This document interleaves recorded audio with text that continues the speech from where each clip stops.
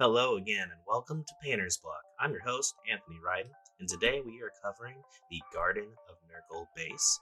You're going to need quite a few tools today, including this cork and a X-Acto knife and some glue. I do apologize. I would have a list up, but I have been running into a lot of technical difficulties uploading and downloading this video, so I'm cutting off all the fat, including a lot of the graphics. I will bring them back in the next video and shoot to accommodate for the stress of the equipment I'm using to edit. But unfortunately, it's all new, so I didn't really know. I do apologize for anyone who saw the video last night that I edited that unfortunately staticed out at the end for the last 6 minutes. So I'm re-uploading this, and thank you so much for letting me know. I really appreciate it. I really did. That I was about to go to bed, and you really saved my life. So here you can see we're grabbing the cork, getting right into it, and cutting off a piece. You want to have about half and half of the base to make it more interesting, to give it more depth. Now, you don't have to have it exactly half and half, because actually anything perfect is going to be a little bit awkward to the eye, so you do want to mess it around a little bit. So here I go around the edges, I knocked it all off, and I'm using my clippers to create more depth inside the top layer of the cork, just so that it doesn't look so flat. We are going to be gluing more textures to this to create more depths, but this is going to create deeper depth into our model. I saw another YouTuber use this method, and I really enjoyed it.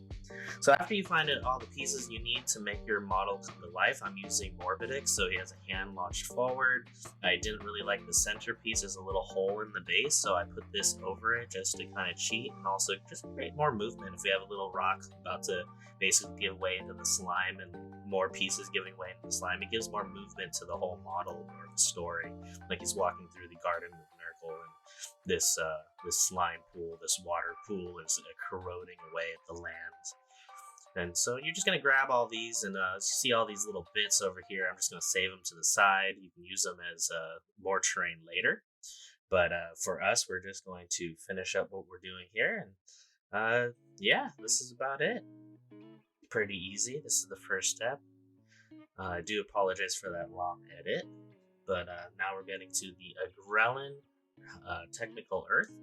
Now this is really nice. It creates a crumbly effect. It cracks as it dries. If you leave it in the sun, it's about like 70 to 75 degrees on a nice sunny day without clouds. It's only going to take you about 30 minutes. Otherwise, it could take you a little bit longer, about an hour. So don't go ahead and don't waste any time. Just take the Agrellan earth and just put a whole bunch all over your base and start wiping this around. Try to get it as evenly as possible, but so that it cracks sufficiently. It's gonna look a little bit like this when you're done. It's a pretty easy step. Don't hassle it too much, just get it all over. Now this does use a lot of this texture, so there's other cheaper variances than Citadel's Agrellan. You just anything with like a crackle paste, that way it gives you more texture. So here when it's dried, this is what it looks like, which is quite nice when you paint. These layers are going to show up when you start edge highlighting just by dry brushing, or just giving more dimension to our whole base and what it looks like. So here you can see we have our plants from Citadel. We have crushed seeds of various kinds, pomegranate and orange. Army Painter glue, which is basically like Elmer's glue, but it dries a little clearer than Elmer's glue, so it's actually quite nice. And then this little silicone tool, so that we have something to push around our glue without having to worry about a brush. You don't want to use a brush and ruin it with glue, so you try to get one of these silicone putties, or even there's 150 bag or 300 bag of little toothpick sticks. That's perfect for spreading around these things. Honestly, you just throw them away after you're done. They're super cheap. I think it's less than $1 or $1 at Michael's. So here you're going to spread the glue around. Use whatever tool you have, the toothpick. I would recommend not a brush, or the silicone tool that I have here. And you're just going to spread this around evenly everywhere as you go. And this, like I said, the Army Painter glue does dry nicely and clear, so you don't have to worry about it making like a wet texture. Not to mention, in between, we're going to be varnishing our model, and then after you're done, you should always be varnishing your models, except for try not to hit the UV resin, as that will make it less clear. But anything else, especially plants, you don't want to varnish. It seals it in, makes the paint chip less, makes the damage less, and actually helps seal in the plant life. So here you can see I'm pouring on the seeds, so the crushed different seeds, and now these black ones are bigger than the crushed brown orange seeds, and that's going to give us a lot more texture. So now we're having these differently. First we have the crackle paste, now we have these to add more texture. This is going to make a really nice, interesting look to our swampy field effect. And I'm adding a little extra by with that crackle paste than most people do, just because we're not going to be adding on any of the static grass that you normally see, because I'm trying to go for more of a swampy feel and a jungly feel, which doesn't necessarily have any grass for the most part. So we're going to try to avoid it at all costs. Plus I don't have any on me, so we're going to try our best with what we got. So after it's done, this is kind of what it looks like. Now, I kind of sectioned it all off because when you have earthy material, generally it like you have the same type of earth next to the same type of earth, because it kind of starts mixing together. So you're gonna have these like larger areas of darker rock, lighter rock, and different materials. So it's kind of what I'm trying to go for.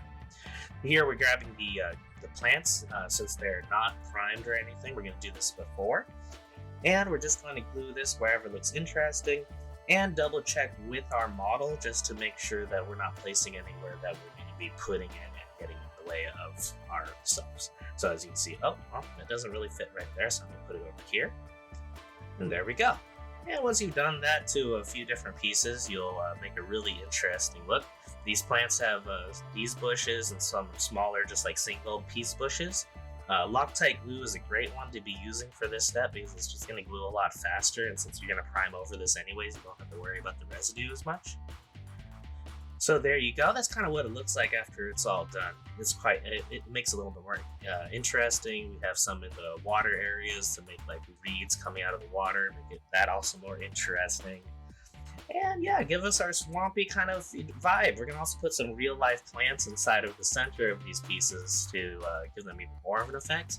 And going from the back to the front, we're going to try to make it look more like as Morbidix is walking through, all the stuff is dying, and the stuff ahead of him is still alive, but it's about, as you can see, it's going to die. So here, we have it already primed in black and then zenithal with a white primer. And if you like what we're doing, please like and subscribe. It really helps me out, helps the channel, and just helps everything grow and helps our community. And also maybe hit that notification bell, because unfortunately I keep on running into technical errors and whatnot, so this is getting real hard to come up on time. So this next step, where you're gonna need some paint, you're gonna need a brush.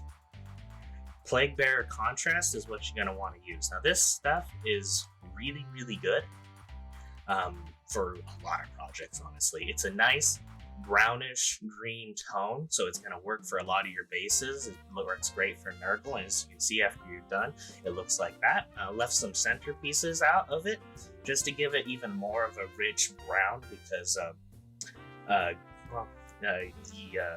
green tends to drown out a little bit of the reds, so I'm trying to have something with a little bit more of the reddish tone in the middle. And here we're going to go on with the contrast. Well, you'll see what I mean. But first we're going to go in with the contrast wildwood. This contrast wildwood is a really dark contrast from Citadel.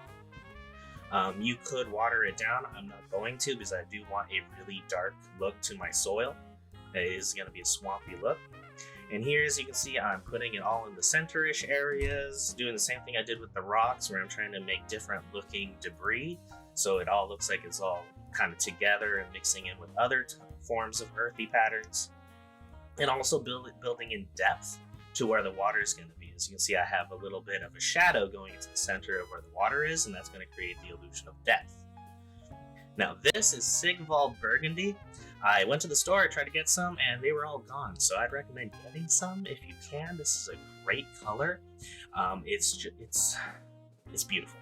It just, if you put on top something with a little bit of a green value, it creates this nice, rich, deep red. I think you really like.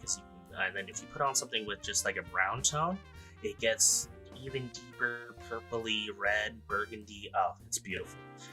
Try it out. This Sigvald Burgundy really mixes well with other colors, and you can find it really color coordinates well, or even mutes other colors if you need to. Dune Bowl Brown is a great brown. It's a rich red brown. We're going to use this next, and this is going to be like that rich clayey type soil. If you've ever gone digging in your backyard, you'll notice sometimes you have a bunch of clay. And clay tends to have this nice rich brownish look with a lot of reds. So we're going to stipple this Dune Bowl Brown all over the base and see how it goes. It looks really nice. Try to put it in the areas where you think the clay would kind of show up. So like towards the edges where you're supposed to be layers of different types of earth so you can see, that's kind of nice. So the next step we're going to do is the Warp Lightning Contrast. This is a nice one. It's new for me. It's a little bit of a darker green tone than what I normally use, which is Hex Wraith, but I've noticed it's a nice, if you're going from a deep color to a lighter green, this is a great little contrast in between to give you that contrast blend technique. Now we're going into all the recesses of the water because I'm trying to make this water look more algae infested with Nurgle. It's going to look real fun and glowy. Here is our Hex Wraith Flame, like I said earlier, and we're just going to start painting this more towards the outer edges of our pool. We're just going to keep going towards the outside of our pool, brighter and brighter. And here, as you can see, this is what it starts to look like as it's drying. You still have the darker layers in there, and it starts going out. Now that reddish area in the center, I'm going to get rid of. And I'm going to show you how I'm going to do that. It's with this. It's Dark Angel Green. See, this green counteracts the Sigvald Burgundy that we had there, or the reds, giving us this nice, rich, deep blue that still has a little bit of warmth to it, giving us the illusion that there's something down there, a little bit of the same material that's up here. And it's just going to add more and more as the resin goes over. These little tiny details will start to show through and add more to the story. Now this contrast Bad Moon Yellow is also a really great yellow. It's nice and bright. It's probably the brightest yellow that I can think of from Citadel's paint line. I do enjoy Citadel's paint line. Unfortunately, it's a very expensive paint line. If anybody knows any paint lines that are relatively the same, at least in color schemes with the brightness values of contrast, like speed paints or whatnot, please let me know in the comments down below. I'd love to try them out. Here is what it looks like at the end. As you can see, it starts to glow towards the outer edges. It gets deeper towards the middle. And then you use some contrast Storm Fiend in yellow. I'm going to use this to paint the leaves, and just a quick little mix blend that's going to make it go from more of a yellow to a green later. This is just an easy way to do leaves. You can do leaves however you want. This is just how I'm choosing to do it fast. But just going back into why this depth is great. The depth of the pool is really important because that deepness and darkness of that tone is making the outer edges look brighter. Sometimes you don't want to look for the next higher level of brightness in your paint. You want to work with what the lower values are in order to increase the brightness. And in fact, most of the time you're going to work that way. You want to work with darker colors, working your way up. That way it looks brighter. It actually looks brighter because in contrast to your darkness, making you work less for more, basically. Yeah, it's a little tip I think I learned from a couple YouTubers online. But I feel like everybody knows that except me, and that's a new thing I found out. If it is, please comment down below. Please say duh to me. I would love to know that because I should have thought of that a long time ago. But if you're like me, then, please leave a like and subscribe, and maybe add on to my videos. Let me know what you want to do, or actually everyone, if you'd like to like and subscribe, that'd be great. Anyways, we're going to grab some of our Army Painter glue, and we're going to start after we've finished painting up everything, and that looks really nice. We're going to start putting it in the middle of all our bushes. Now, I'm using some dried coconut hair, and honestly, you probably want to put this in the step before prime it and then airbrush paint it, but we're trying not to use any airbrush in this video, so I'm going to use this raw. And it does look pretty nice. It's a little bright in contrast to the rest of the base, but I think it works out fine. Honestly, kind of looks like little maggots in my opinion, but let me know what you think. If it just looks like straw, or maybe it looks like the illusion of little maggots crawling around. And here we have these skulls from Citadel. Now that skull box is beautiful. I recommend getting it. It is a must, honestly. It was so nice. After you get all your skulls down and pat, beautiful. The base comes to life. You start having the scene like Morbidix takes these skulls he has hanging on the back of his base, and he just like has these trophies like the Predator. He throws them in the swamp, and they just start degrading in here. There's like this trophy area. I love it. That's how you want to do your base. You want to tell a story through your base. You look at the model, you see what he's got going, you will add to it. So here we have these tufts of grass I bought online. They're not from Citadel, they're actually from a third party. I had to look it up. I forgot, I don't have the receipt for it unfortunately, but it was nice because the underlayers were darker and the top portions were highlighted already, so I didn't have to do that. It made it a lot easier. So after using uniform gray, you're gonna dry brush this with a little bit like a tiny makeup brush so you can get in between. And you're just gonna pick up all the little rocks that show. I went in and also glinted the rocks at the bottom of our dark areas of the where the resin's gonna go for the water, because that's gonna be like a glinting in the sunlight barely. Now we're grabbing our Plague Bearer contrast and we're gonna put this on our skulls. Now we're not gonna go too high or too low. The small skulls can be completely covered, but these big ones need to be halfway. What this is gonna give us is the illusion of depth when the resin gets put in.